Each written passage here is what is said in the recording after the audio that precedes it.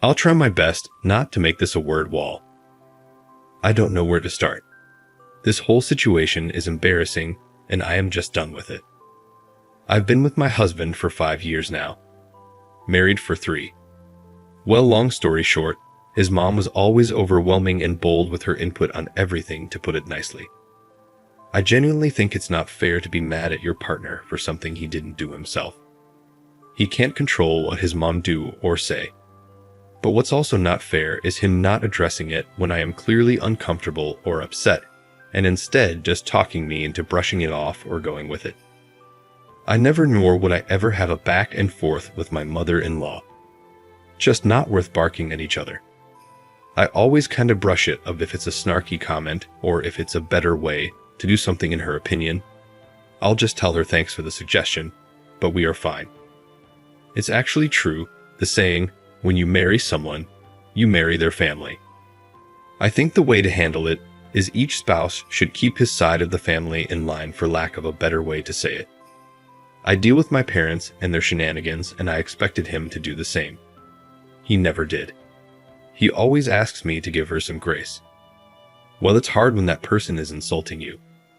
For a while now, she has been making comments about how my son doesn't look like my husband when he was a toddler. Basically accusing me of sleeping around. This, rightfully so, upset me. Sorry, my genes are strong, what do I tell you? I was short with my husband because he didn't address how out of pocket and disrespectful this whole thing is. It has been a week since my husband, well, soon-to-be ex-husband, told me that he would be doing a paternity DNA test. Not because he thinks that it's not his son, but to shut his mom up. Yes, exactly what a read. I don't know which one is worse, him accusing me of cheating or this shit. But all I know is this is audacious. I didn't cheat, and I am not concerned one bit about the test results. I wasn't going to stop him from taking a DNA test or whatever, but I just know I don't want to deal with this any longer. I am looking for an apartment, and I talked to a landlord the day after he brought this DNA test thing up. And I've been acting more than normal since. We'll be getting the results in 2 days. I can't wait. He would be also getting divorce papers with that too. I know for a fact he won't see it coming. I try my best to make this whole thing work and manage my relationship with my mother-in-law as gracefully as possible. But thinking about it, it's not just my mother-in-law that's the problem, but how he is handling things is also a problem. And side note, I've never been more glad that I didn't leave my job when I got married. He makes more than enough to take care of the financial side of things. I thought I would get bored. I only have to be on site 2 days per week. Also, I really love my job and the company, so I didn't leave. Best decision I ever made. He is unreliable, to say the least. I know that divorce can be hard on kids, but I experienced the other side. Living with 2 parents that hated each other and violently fought almost all the time is as hard, maybe even harder. They thought that staying together would be good for me and my siblings. Newsflash, it wasn't. It was traumatizing, to say the least. I don't remember, I either read somewhere or maybe my therapist told me that when you fight with your spouse, you shouldn't see it as me vs you. But more like, me and you was the particular situation or problem on hand and try to figure it out. But it's really hard to do so when you start hating that person. I don't want my son to live like that because I tell one thing, I just can't stand my husband anymore. I don't know if this is a weird way of saying it, but I just don't respect him anymore, if that makes sense. I just see an unreliable man, and I know for a fact that our fights won't be the same as before. I would have said what a waste of 5 years, but I have a sweet and smart gremlin now, and having a child really pushes you to be better and to do better, so I can't complain. Update. The day he was supposed to receive the results, I called my father-in-law and invited them to come over that evening. He was working when he got the results. He sent them to me and told me he would talk to his mother to finally put this to rest. I informed him that I had already invited them for this evening, and I am just waiting for my apology before I leave. I asked that he come home so we can talk before they come over. He called, and I basically told him that this is not working for me anymore. I've already talked to an attorney, filed for divorce, and it might be more expensive than a paternity test, but it would be more effective making his mother happy. And no, I don't care that he was working when I told him. I don't think he would have either. He left work and came home. Long story short, we had a spectacular fight. He said that I am not thinking about my son, and I am overreacting because it's not like he went behind my back. And if he knew that I was this upset, he wouldn't have done it. But he knew. We fought about it when he brought it up. He just didn't care. When I gave him the divorce papers, he said he's not signing anything, and he'll ask his mother to apologize when his parents arrive and get done with this. Listen, I don't need him to sign it to get a divorce. It would only make things complicated. That's it. His mother said she has nothing to apologize for. She wouldn't apologize for having suspicions. She didn't accuse me of anything, and I can leave if I want to. So that's that. I did leave that night because I wasn't going to get an apology, and he didn't seem to understand that him reinforcing that it's okay for her to meddle is why I want a divorce in the first place. He eventually told his parents he'll be coming over from time to time to check up on them.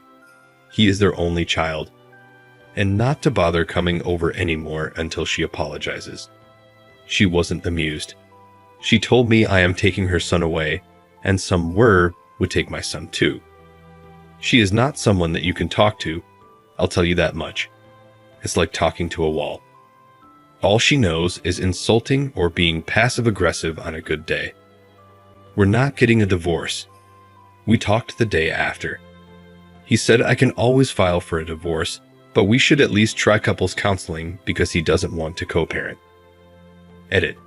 He doesn't want to lose his son, plain and simple.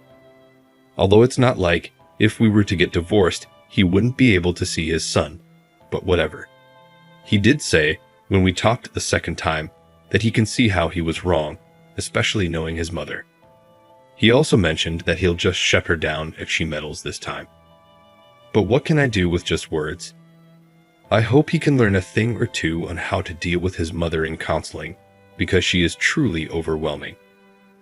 If counseling would help him understand that a couple means two people, not three, and our marriage is a bit crowded right now, that's enough for me.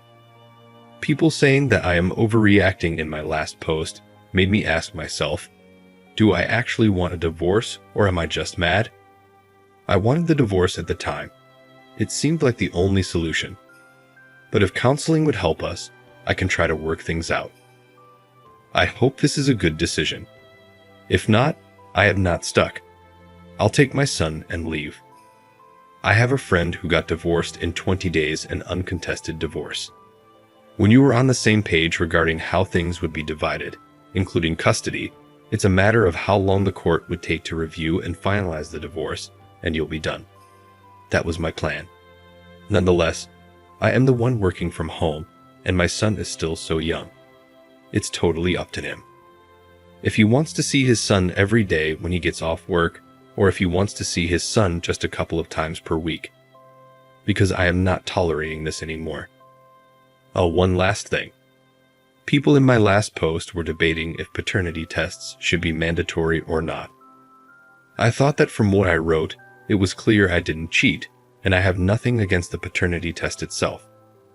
It should be obvious to everyone that it's not fair for the child nor the man to be tricked into living a lie. If he was the one who had suspicions, that's a big deal.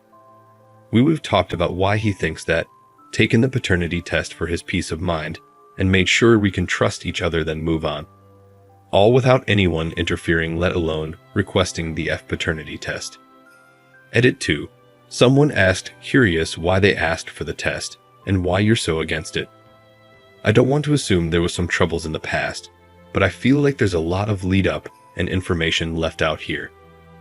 At this point, I've shared so much that these aren't too many details, I guess. I am not religious. I also dated women at a certain time. She doesn't like that and thinks that me not being religious or not being straight means I have no values or something. She hates that her son married a non-religious person. He is a believer, but he's a non-practicing believer. Either way, his religion or my lack of belief doesn't cause us any problems in our day-to-day life. I hope this clarifies things for you.